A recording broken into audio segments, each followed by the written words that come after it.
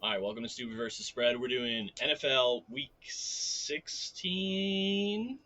Question mark. Week 16. I got it. Still got it. Sadly, that means there's 3 weeks left in the regular season of the National Football League. Um, Very sad. Okay, so storylines. There wasn't too much from last week. I think the biggest controversy was the final plays of the Commanders Giants game. As a Commanders fan, obviously very frustrating. Uh, that ticky tack calls were made, and certainly I felt like the officiating changed the course of that game. But what can you do? I mean, obviously, so Washington drives down the field. They're down eight, final minutes of the game. Score a touchdown on a running play from the 1 yard line. They call illegal formation because Terry McLaurin, who checked in with the line judge, uh, Very clearly checked in with the line very judge. clearly on video pointed to the line judge. The line judge was like, "Move up." He moves up. That's typically not something, and I could say this is someone who's officiated. It's typically not something. Granted, not at that level by any means, but that's not something you typically call, especially on a play that influences the course of the Directly game influences the when outcome of you're the game. when you're completely away from the point of attack and the receiver has checked in with you and he said I'm on and he moves up to the line. It was very and every single pundit who has been a National Football League referee agrees, right? So that's incredibly frustrating. And then to have the fourth down play 2 plays later be a very blatant pass interference call that is missed, um, to end the game basically was pretty awful. There was also a lot of like calls in that game that were very questionable to me. I really felt like the influence of the referees caused Washington to lose that game. Very frustrating. Players thought it too. Coach Rivera thought it. Sucks to suck, I guess. Should have done more to put it away early, but even the phantom hold that brought back a huge play that put Washington within their own 10 yard line, which led to a sack fumble, um, for a fumble six. Very frustrating. Very frustrating day of watching officials dictate the course of the game. But that's football. You got to do more to win.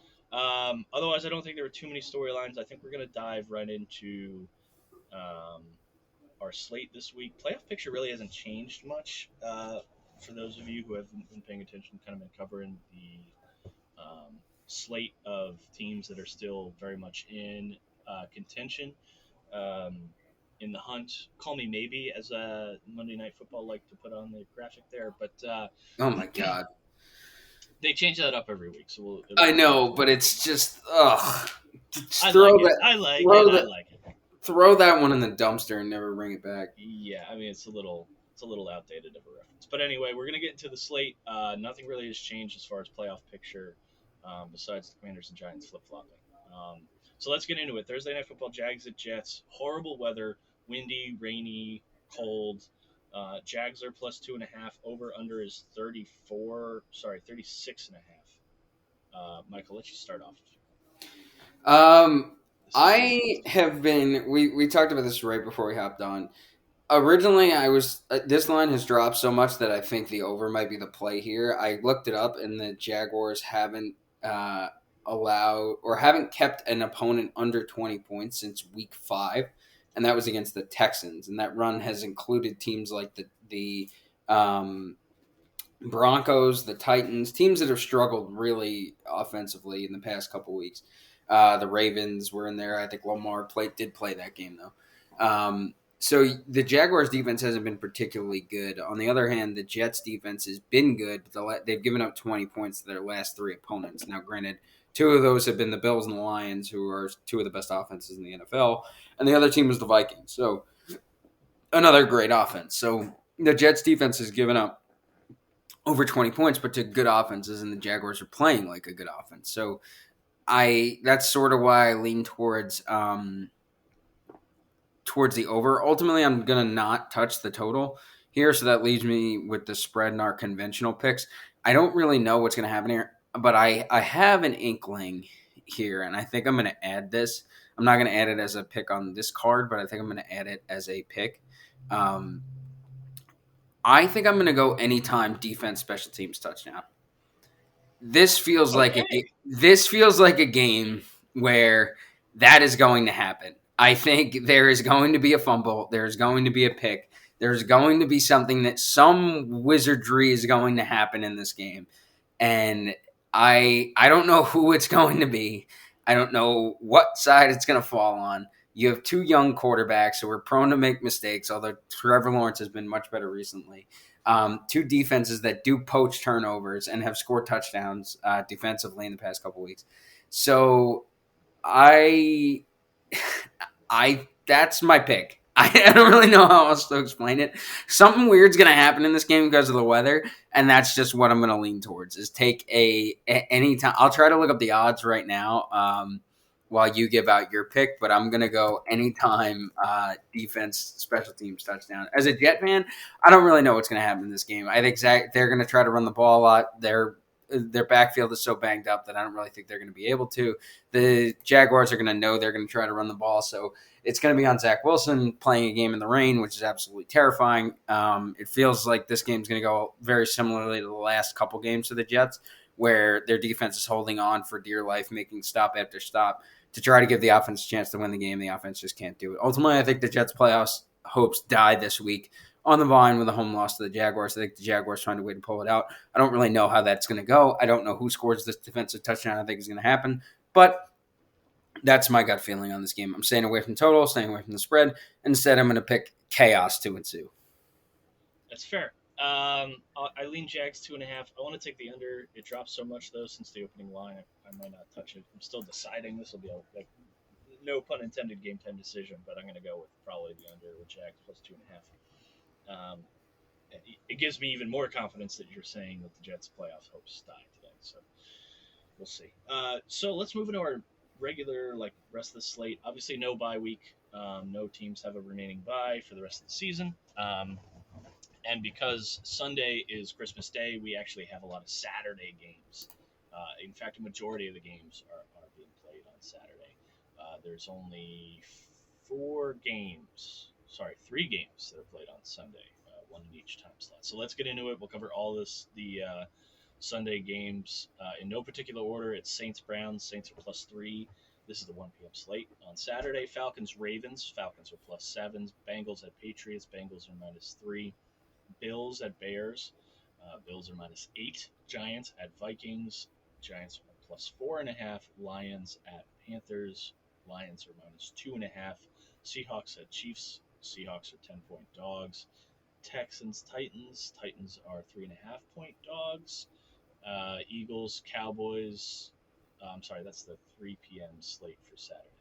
So, Mike, go ahead. Give me your picks for Saturday at noon. Okay, the Saturday noon/1 o'clock slate where I am. I'm going to take the Cincinnati New England under 41.5. I've taken Cincinnati unders the past 3 weeks. The first week it hit against the Browns. That one was an easy call. Last week it should have hit, except they just didn't come out to play in the first half. Because the Buccaneers came out, scored 2 touchdowns and a field goal quick to go up 17-0. They scored their portion of the points, and then Cincinnati went off to cover the total. Not that it was a bad beat or anything. I just felt like I read that game right and ended up wrong. So I'm going to take Cincinnati here. Cincinnati's under here against New England. I know that they just played a relatively high scoring game against the Raiders. The Raiders' offense sucks. It's everywhere. It's going to be cold. This is a theme this week. I am taking unders all over the place because the weather across the Northeast and Midwest is going to be an absolute travesty. It's going to be bitterly cold with decent winds, basically from Boston to Denver. And so I am going to take unders in not as many games as I can, but in the spots where I think that there's still value there, because clearly, we're recording this on Thursday. These numbers have been bet down pretty significantly, but this is one that still jumps off the page as a little high, especially given the way Cincinnati's defense is playing. So I'm going to take under 41.5 for Cincinnati, New England. I'm going to take Detroit -2.5 at Carolina. I know Carolina is still playing for a playoff spot, but they're not very good, and they have won games recently against teams that are not very good. The Lions are playing with the most momentum in the NFL right now. They come off a huge win against the Jets. Before that, they come off a huge win against the Vikings. They are red hot. Jared Goff is playing really well. and they have a lot riding on this game. This is a spot where it could be sort of a letdown coming off the past couple weeks, but the Lions are playing with so much momentum. I don't think it matters. The spread's only a field goal here, so it's not like the line's really that inflated. I think no matter what, you would say Detroit is a better team than Carolina. So I think this number still has value. I'm going to take Detroit -2.5. And then my third pick in this window, same thing, under, but this one is so high. And it's Kansas City, Seattle, under 49.5. I don't care if it's Patrick Mahomes. I don't care. Seattle's defense, I know, has not been as good as it was at the beginning of the year recently. But that doesn't mean that this game still won't go under. Mahomes will get his half. They'll get to 27, maybe 35. Seattle's not touching anywhere close to 25 in this game to get their share of the points to cover this. So I love this under at 49.5. Bet these games down. Anything that's over 40, basically, that's outdoors right now is a game you should look at taking the under. Yeah, I agree with that statement. I like your picks. I got a couple for this slate. So I got Saints +3 against the Browns. They're both bad teams. Saints defense is pretty good. I'm going to go with Saints. I got Bears +8.5 at home against the Bills. This is windy. Bills don't run the ball well. I see them having a tough time covering 8.5 against the Bears, who can play tough at times. I don't think by any means the Bills will lose this game, but covering 8 in this kind of weather is going to be tough. I like Lions -2.5. Momentum. Just like you said, the Panthers are a bad team. The Lions are a good team. I'm taking them. Pats Bengals under 41.5. This is in New England. It is going to be 18 degrees and windy. This is not weather that you want to play in football, so I'm taking the under 41.5. Giants Vikings over 48.5. We're playing at the Vikings, but this is a dome stadium. It's indoors, obviously, because it's the Vikings, and it's too cold there normally to play in the winter, so they have a dome. So I'm going with the over. Giants are going to score, try and keep the momentum. Vikings are going to score, keep the momentum. Both teams playing for a lot. I lean Giants +4.5, but I don't love it. So I'm going to take the over here, and then Chiefs Seahawks under 49.5. 100% with you. I don't see where these points are coming from unless the Chiefs score 51 points. So I'm taking the under 49.5 there. We'll move into the 4 p.m. slate for Saturday. So we got Washington at 49ers. Hang on, I found it. Will there be a defensive or special teams touchdown? Jets, Jags tonight +220. Love it. Okay, I'm excited to see if it turns out. Okay, so Commanders, 49ers. Commanders are +7 at the 49ers. We got our rest of our Saturday slate. Eagles at Cowboys. Eagles are +5, and Gardner Minshew is confirmed to have been starting that game. And then we end on Saturday night with Raiders Steelers. Raiders are +2.5 at the Steelers in what's going to be a very cold 13-degree, 15-mile-an-hour wind game. Mike, what are your picks for those games? I have 2. They're on the 2 later games. So Philly, Dallas. I love Philly +5. So does Vegas. 86% of the cash is on Philly, despite the fact that Gardner Minshew is starting. To me, Dallas is not playing with a lot of momentum. They've given up a ton of points. Their offense has not looked as sharp as it has the past couple weeks. I know that they have a lot of motivation to play this game. There's a chance they smell blood in the water here, but this is a vicious, nasty, underrated rivalry in the NFL. So this game's going to be tight.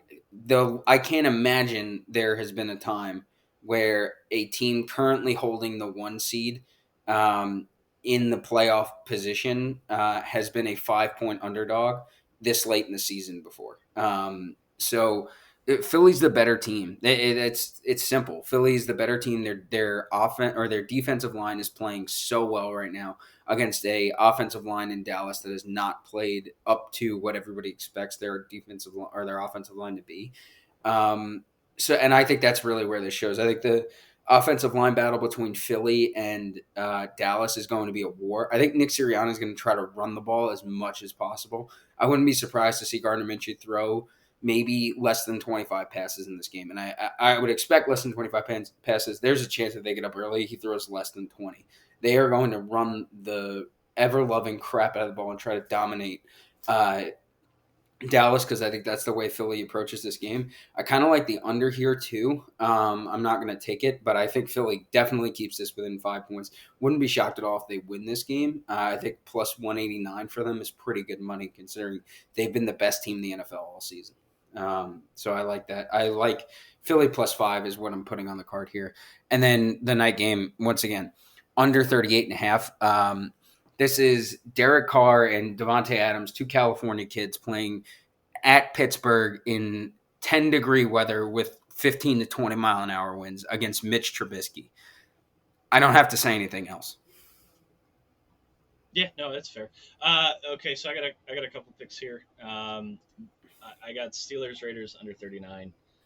Uh, I I just don't see where these points are coming from in such cold weather. This is going to be an awful night game for the Raiders. I think they're going to struggle. I don't think the Steelers will fare too much better unless they've been practicing in that weather all week, which maybe they have.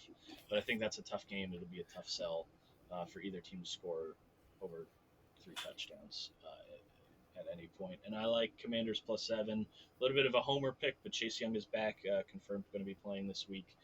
Commanders have a good defense. They can hold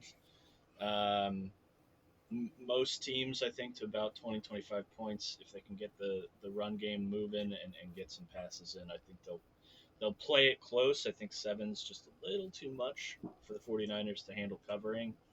Um, these games tend to go under when Washington and the 49ers play each other. I'm not going to touch the under um, because it's 37.5, and it's really not bad. Washington's going to San Francisco, so it's 61 degrees and nice weather. So I don't see a problem with the weather.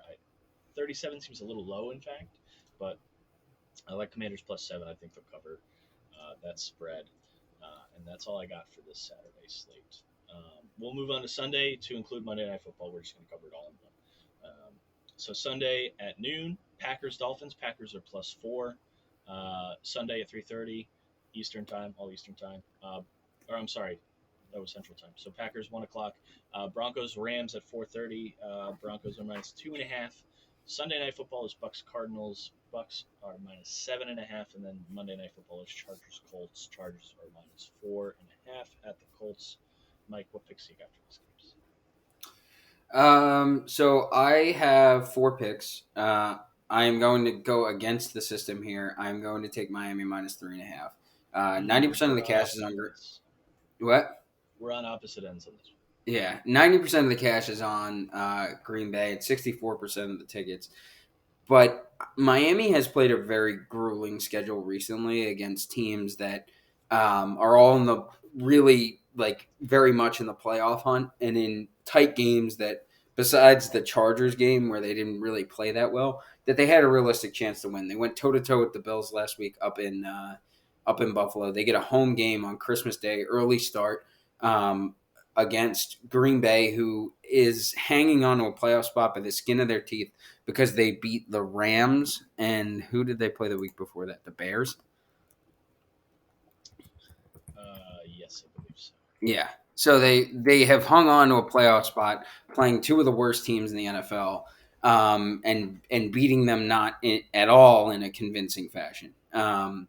So here, Miami's the better team, and that's clear to me. I don't understand the logic of why the cash is so heavily on Green Bay. Because, like I said, I don't think Aaron Rodgers has played to don't look now, here come the Packers. So I think this is sort of a get right game for Miami. I think if they don't, they're in serious trouble. But I think this is a game where they could sort of explode. Miami has had a propensity to get backdoored. The Texans game was an example of that. But I think that they need a statement win, a game to get them back in the right headspace for the final 2 games of the season. I like Miami in the spot a lot. I like the over here too. Good weather, 2 teams that need to score. Miami builds their team around scoring points. And so I think both teams to get to 25. I think that you could see this be like a 37-27 game, Miami. But like I said, I like Miami in the over here. My other 2 picks, I'm going to take Tampa Bay, Arizona under in the Sunday night game. This isn't a weather game, obviously. It's in Arizona in a dome. It's just Tampa Bay's offense hasn't been really good, and Arizona's starting Trace McSorley. So both teams aren't getting 20 points here. Take the under. And then my last pick, Chargers minus 4.5. The Colts are a dead franchise. They're only 4.5 point dogs against the Chargers. Now, the only thing that scares me here is this is a game the Chargers lose. If any other team were playing the Colts, this might be an 8 point spread.